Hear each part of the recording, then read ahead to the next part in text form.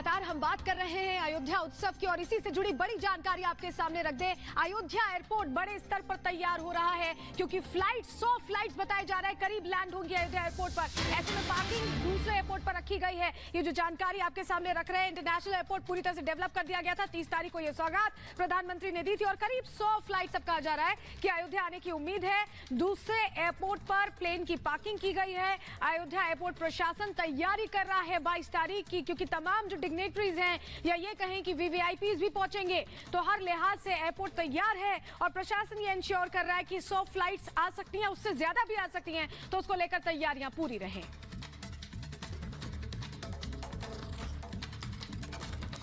लगभग 100 से ऊपर हमारे यहाँ टेक ऑफ और लैंडिंग का अनुमान है। मैंने पहले ही बताया कि हम उनको सब नियर बाय एयरपोर्ट्स पर उनकी पार्किंग कराएंगे, क्योंकि हमारे यहाँ पार्किंग की सुविधा नहीं है।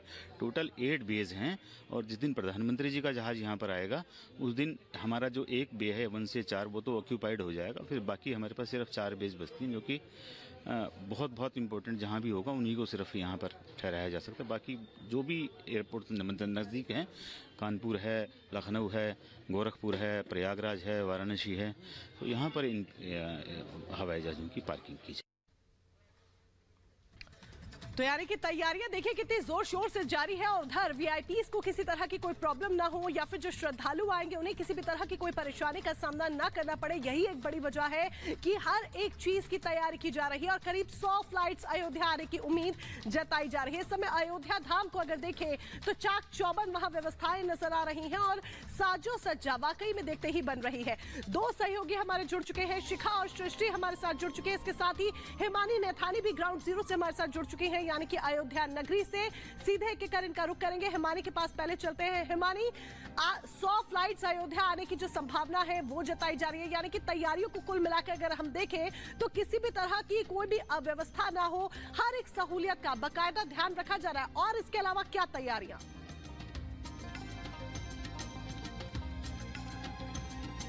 देखिए, बिल्कुल जिस तरीके से यहाँ पर आपने कहा कि तमाम तैयारियां की जा रही है, तो बिल्कुल वो तैयारियां की जा रही है और साथ ही साथ और तेज होती जा रही है जैसे जैसे 22 तारीख की वो तारीख नजदीक आ रही है प्राण प्रतिष्ठा की।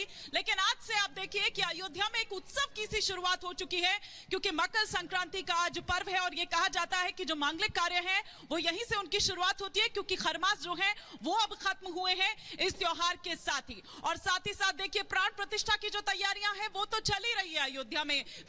मेरे पीछे यहाँ पर मेरे विजय निशांत आपको दिखा रहे हैं कि लोग यहाँ पर आस्था की डुबकी लगा रहे हैं, यहाँ पर स्नान कर रहे हैं। तो ये तस्वीरें कुछ इस तरह से अयोध्या नजर आ रही है। फिर चाहे वो साफ सफाई अभियान हो जिसका शुभारंभ कल खुद मुख्यमंत्री योगी आदित्यनाथ जब यहाँ पर अयोध्या पहुंचे थे, लता मंगेशकर चौक पहुंचे थे, तो वहां से उन्होंने वो हरी झंडी दिखाई थी, वो नगर निगम की जो गाड़ियां थी खुद वहां पर साफ सफाई कर उनको आगे के लिए रवाना किया था। और पूरे एक बड़े लेवल पर आप ये देखिए, शहर हो, गांव हो, नगर हो, मोहल्ले हो, कस्बे हो, वहां पर ये बड़े पैमाने पर अभियान चलाया जा रहा है। ना केवल इतना बल्कि एक मैसेज भी दिया जा रहा है। छोटे छोटे बच्चों की जो टोलियां हैं वो जगह जगहों पर जा रहे हैं और साथ ही साथ जो साज सजावट जो है, जो साज सज्जा है वो अलग की जा रही है। सिक्योरिटी की बात आपने की, सुरक्षा की बात आपने की, तो वो हर बढ़ते दिन के साथ बढ़ती चली जा रही है। अब सिक्योरिटी यहाँ पर ज्यादा टाइट हो गई है, अब यहाँ पर रिस्ट्रिक्शन ज्यादा हो गए हैं। जब हम पहले दिन यहाँ पर आए थे तब उतने नहीं थे, लेकिन अब हर बढ़ते दिन के साथ ये रिस्ट्रिक्शंस बढ़ते जा रहे हैं। मेरी सहयोगी सृष्टि पांडे भी इस वक्त मेरे साथ जुड़ी हुई हैं,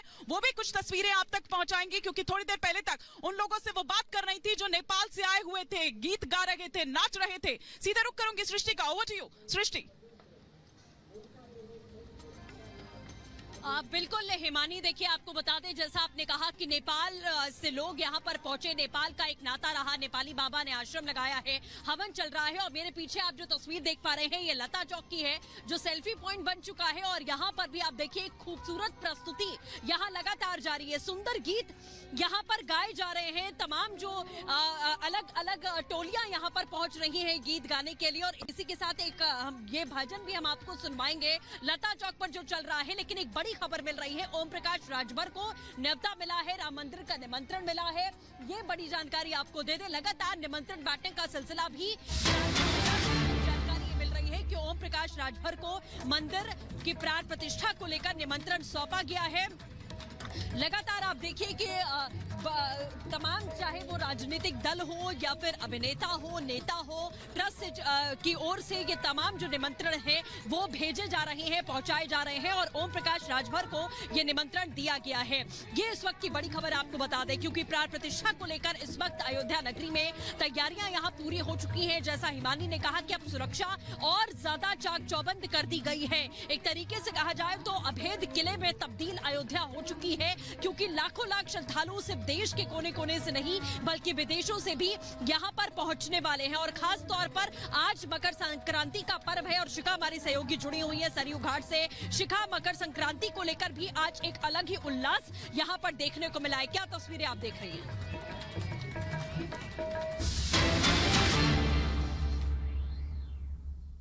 लोगों से व विशेषकर बहुजन समाज के सभी वर्गों से अर्थात दलितों, आदिवासियों, अति पिछड़े वर्गों, मुस्लिम व अन्य धार्मिक अल्पसंख्यक समाज के लोगों से ये कहना चाहूंगी कि वे अपनी रोटी रोजी व रोजगार आदि के लिए तथा मान सम्मान एवं स्वाभिमान की जिंदगी बसर करने व अपनी वर्तमान एवं आगे आने वाली पीढ़ी की बेहतरी के लिए भी अपने संतों, गुरुओं व महापुरुषों में भी खासकर महात्मा ज्योतिबा फूले, श्री छत्रपति शाहू जी महाराज, श्री नारायण गुरु, परम पूज्य बाबा साहब डॉक्टर भीमराव अंबेडकर एवं मान्यवर श्री कांशीराम जी आदि के बताए हुए रास्तों पर चलकर अपनी एकमात्र हितैषी पार्टी बीएसपी को हर मामले में जरूर मजबूत बनाना है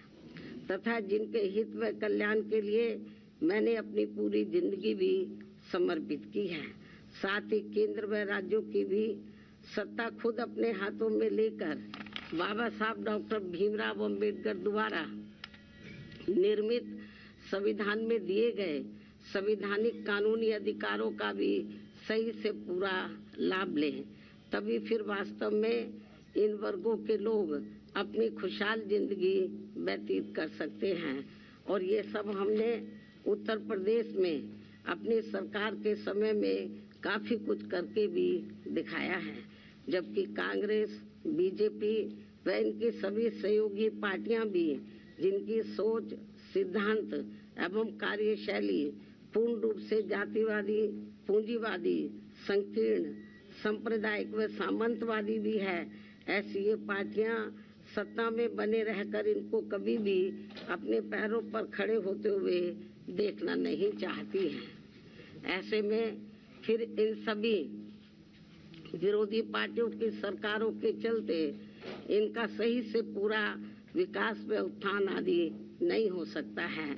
इतना ही नहीं बल्कि देश में SC, ST व OBC वर्गों के लोगों को सरकारी नौकरियों एवं अन्य और क्षेत्रों में भी आरक्षण दिए जाने की संविधान में जो व्यवस्था की गई है, तो उनका भी अब इन विरोधी पार्टियों की रही सरकारों में इन्हें पूरा लाभ नहीं मिल पा रहा है तथा अन्य और मामलों में भी इनकी लगभग यही खराब व दयनीय स्थिति बनी हुई है। इसलिए इन सब बातों को ध्यान में रखकर देश में गरीबों, मजदूरों, बेरोजगारों तथा बहुजन समाज के सभी वर्गों के लोगों को BS